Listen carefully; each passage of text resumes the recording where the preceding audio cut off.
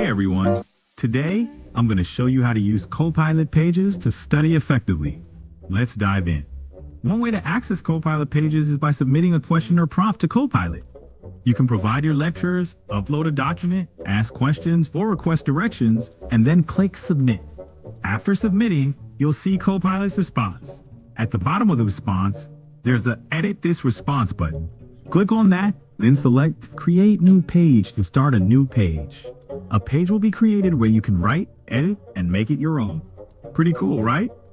Here, I asked Copilot to add more detail, and as you can see, Copilot provided additional information and asked me to approve or reject the change. I'll accept by clicking Apply Revision. With Copilot Pages, you can edit the text, write on it, and create new content.